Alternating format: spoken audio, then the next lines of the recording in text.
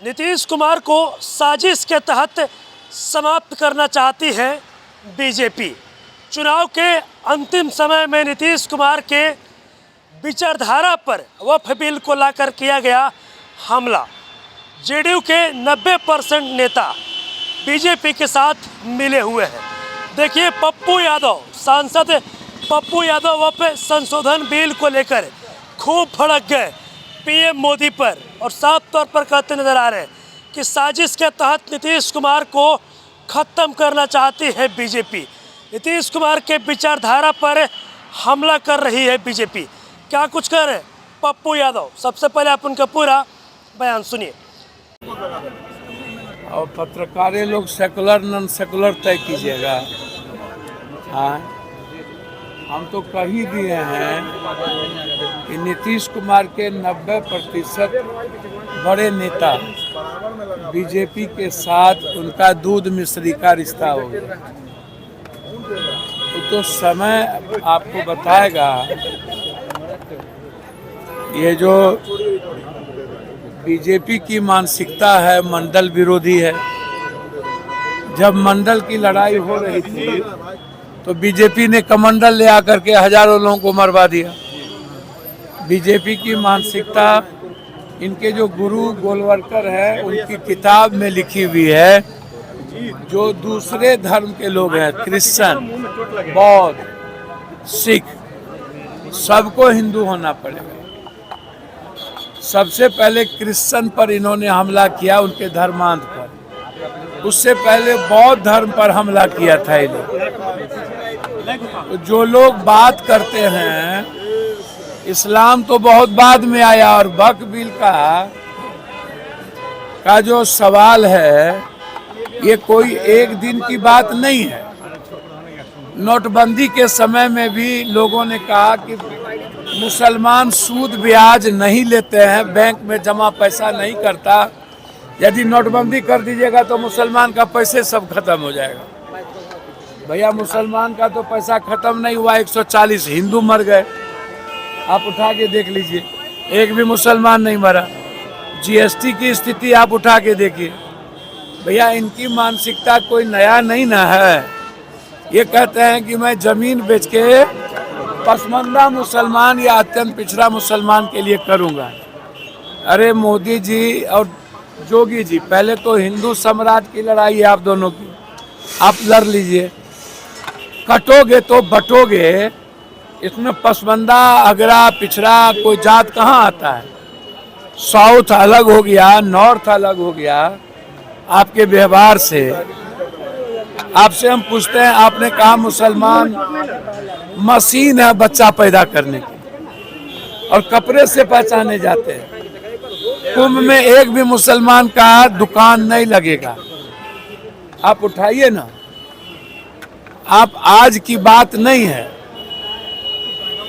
जब आप अकबर, मुगल और बाबर की बात करिएगा तो सबसे ज्यादा माफी तो यही लोग मांगे हैं अंग्रेज से, समझौता किया है। और वक्त तो एक भटकाने का माध्यम है, रास्ता है। ये बात तो गोलवलकर ने कहा था, साहूकारों को बढ़ाओ और गरीबों को 5 किलो अनाज दे करके गरीब रखो ताकि वो गुलाम रहे। तो इनकी मानसिकता ही आरएसएस की गुलाम करने की है, हर जाति के धर्म को गरीब की। ये मुसलमान या हिंदू, ये सबको गरियाते हैं। किसी को खालिस्तानी कहते हैं, आतंकवादी कहते हैं, क्रिश्चियन के खिलाफ होते हैं, बौद्ध के खिलाफ। तो पहले से ही बौद्ध को किसने भारत से भगा दिया? क्यों बौद्ध धर्म आए? तो जो लोग फालतू फालतू बात करते हैं कि पास हो गया तो ऐसा हो गया, भैया, बहुमत के आतंक पर किसी चीज को आप कितना दिन दबाइएगा? फिर जब कोई नई सरकार आएगा तो अमेंडमेंट करेगा कहीं ना कहीं, किसी न किसी चीजों में। और अभी सुप्रीम कोर्ट भी लोग गए हैं। जब संविधान की व्याख्या करनी होगी तो सर्वोच्च न्यायालय ही ना करेंगे। तो सर्वोच्च न्यायालय अंतिम है। तो इसीलिए आप चिंता मत करिए। आप लोग सेकुलर नॉन सेकुलर कोई नहीं रहा।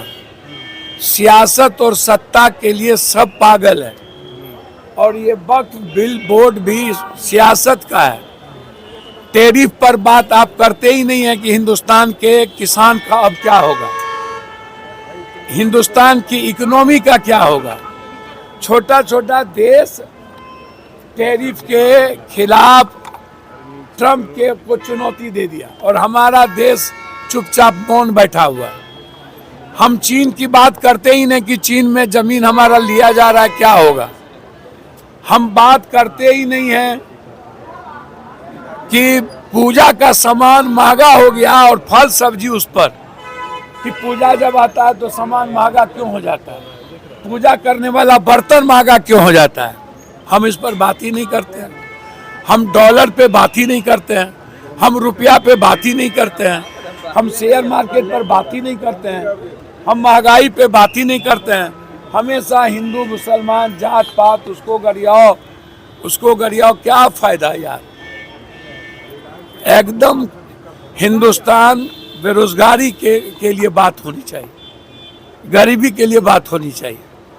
ये आप लोग, अच्छा आप लोग जानते हो वक्फ को, क्या जानते हो वक्फ? हाँ, वक्फ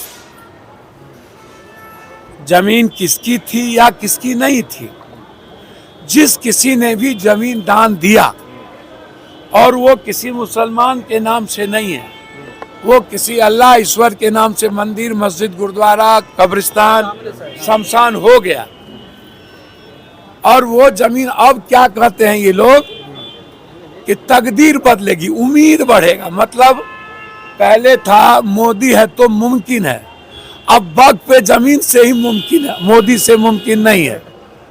मोदी जी ने कहा था 15 लाख रुपया, वो भी गायब। नोटबंदी, वो भी गायब।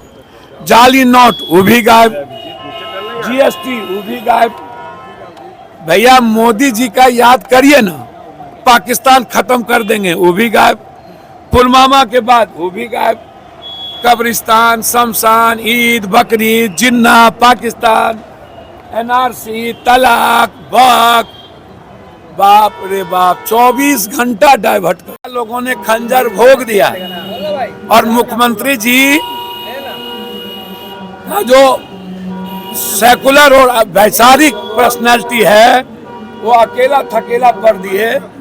बीजेपी ने अपना अंतिम शस्त्र फेंक कर नीतीश कुमार की विचारधारा पर हमला किया है, और चुनाव के अंतिम दिन जनता दल को खत्म करने की तैयारी। इनके 90% नेता तो मिल गए बीजेपी में। धन्यवाद। जेडीयू में नेता लोग पार्टी छोड़ रहे हैं वक्फ बिल को लेकर। भैया मुसलमान छोड़िए ना, जिस तरह आरक्षण पर हमला है, ईबीसी पर हमला, नीतीश जी का मतलब ईबीसी, और उसी का रेस्पेक्ट खत्म हो रहा है नीतीश जी को खत्म करके। तो जब आप नीतीश जी को खत्म करिएगा तो ईबीसी का साथ तो कांग्रेस को मिलेगा, और कांग्रेस ईबीसी के साथ जाएगा। ईबीसी ना इधर ना उधर, सीधा कांग्रेस। तो नीतीश कुमार जी को खत्म करने की पूरी साजिश है। अकेला नीतीश कुमार सेकुलर या ईबीसी के विचार वाले लोग बचे हैं। उनके जितने बड़े नेता हैं वो शुरू से ही नीतीश कुमार के विचारधारा के नहीं थे, वो बीजेपी विचारधारा। सर, बिहार कांग्रेस के अध्यक्ष बने हैं राजेश राम, बिहार कांग्रेस के अध्यक्ष बने हैं राजेश राम। अब उनको मुख्यमंत्री बनाने के लिए कांग्रेस के लोग कह रहे हैं कि इनको मुख्यमंत्री बनाइए। तो क्या दिक्कत है? दलित को मुख्यमंत्री नहीं होना चाहिए? अच्छी बात है।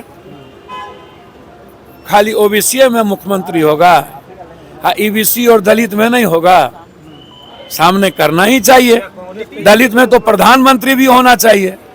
हम तो चाहते हैं 27% दलित ST SC है, तो बनाइए देश का प्रधानमंत्री, बनाइए। एक तो मुख्यमंत्री, 2 ST है ना, तो दलित को भी दीजिए। हम भी चाहते हैं मुख्यमंत्री सर, हम चाहते हैं राजेश राम बन जाए जल्दी से मुख्यमंत्री। तो अभी आपने देखा जो सांसद हैं पप्पू यादव, देखिए वक्फ संशोधित बिल को लेकर खूब भड़क गए पीएम मोदी पर और बीजेपी पर। और साफ तौर पर कहते नजर आ रहे हैं कि चुनाव के अंतिम समय में वह संशोधित बिल लाकर नीतीश कुमार के विचारधारा पर बीजेपी ने हमला किया है। साजिश के तहत नीतीश कुमार को समाप्त करना चाहती है बीजेपी। साथ ही साथ जो बिहार कांग्रेस के नए प्रदेश अध्यक्ष बने हैं राजेश राम, उनको लेकर भी पप्पू यादव क्या कुछ कहना था आपने, तमाम चीज़ें इस वीडियो में देखी है। बस इस तरह की तमाम खबरों के साथ आप मेरे साथ जुड़े रहें। तब तक धन्यवाद।